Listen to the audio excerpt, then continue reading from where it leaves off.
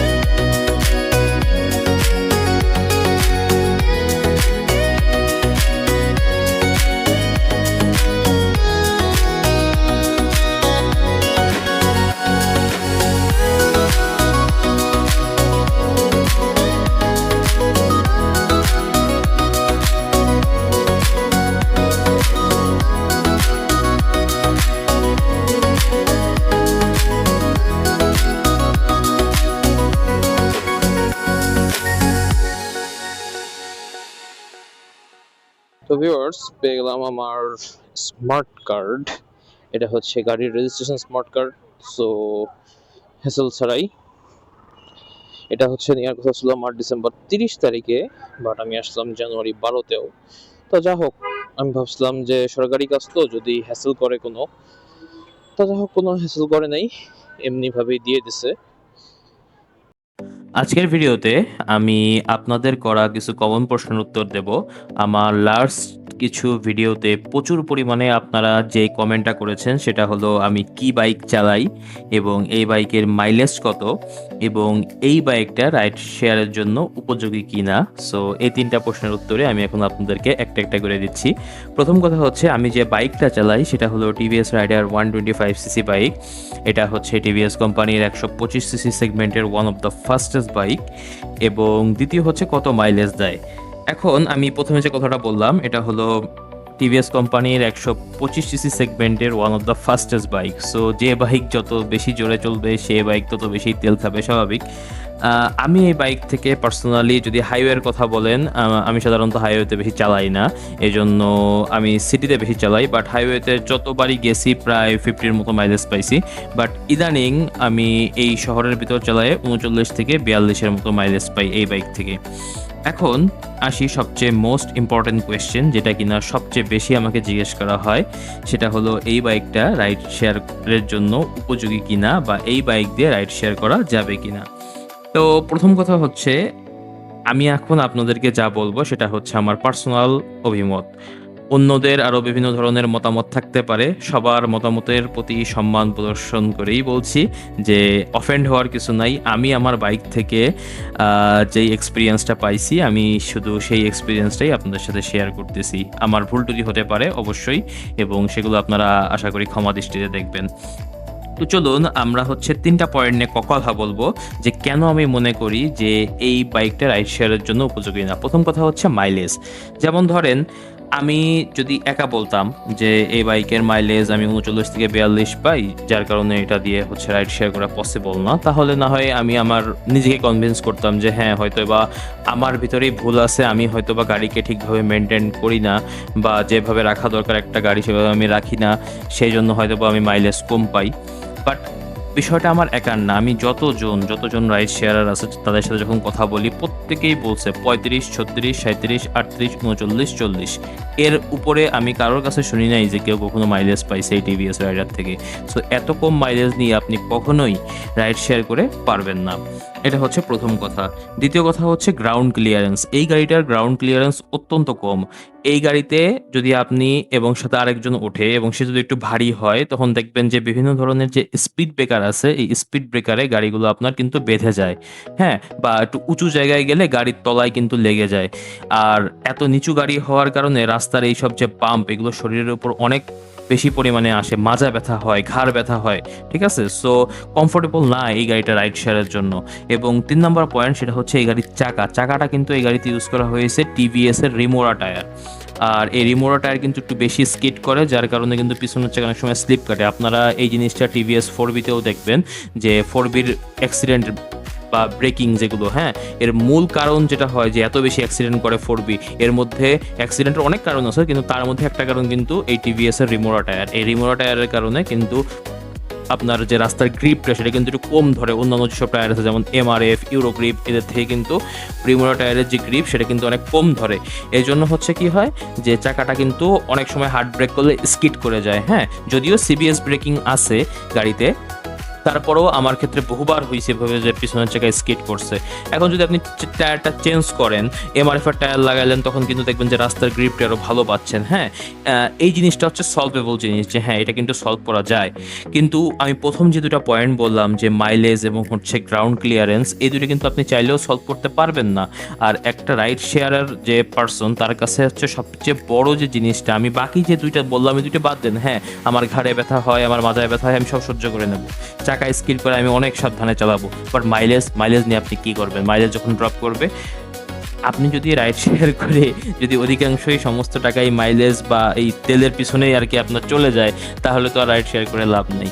এটা হচ্ছে আমার পার্সপেক্টিভ থেকে যে ধারণা, সেটা আমি আপনাকে বললাম যে মাইলেজ, গ্রাউন্ড ক্লিয়ারেন্স এবং চাকা, এই 3টা হচ্ছে মেন কারণ যার কারণে আমি হচ্ছে সবসময় বলি যে এই গাড়িটা রাইড শেয়ারের জন্য উপযোগী না, কারণ আমি অ্যাজ এ ইউজার এই গাড়ির থেকে এইগুলোতে ভালো ফিডব্যাক পাই নাই।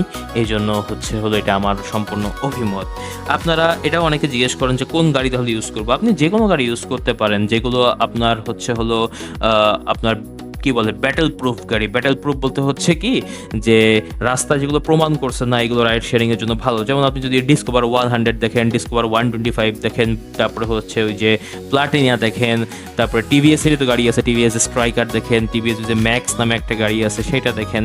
হ্যাঁ, তারপরে হোন্ডার মধ্যে আছে হোন্ডা লিভো, হোন্ডা এসপি 125, এগুলো আপনারা নেন, এগুলো কোনো অসুবিধা নাই। বা 150 সিসির মধ্যে যদি আপনারা দেখেন তাহলে এফজেডএস এর যে কোনো ভার্সন 2, ভার্সন 3 বা ভার্সন 4 যে কোনোটা আপনারা ইউজ করতে পারেন এইগুলোতে চালাইতে, তাই না? কারণ এগুলোতে মাইলেজও আপনাকে দেবে, ভালো দেবে, আর প্লাস কমফোর্ট এবং গাড়িগুলোর গ্রাউন্ড ক্লিয়ারেন্স যথেষ্ট উঁচু এবং ব্রেকিং সিস্টেম অন্যান্য সব কিছু মিলায়ে আমার কাছে ওই গাড়িগুলো রাইড শেয়ারিং এর জন্য বেশি প্র্যাকটিক্যাল মনে হয়।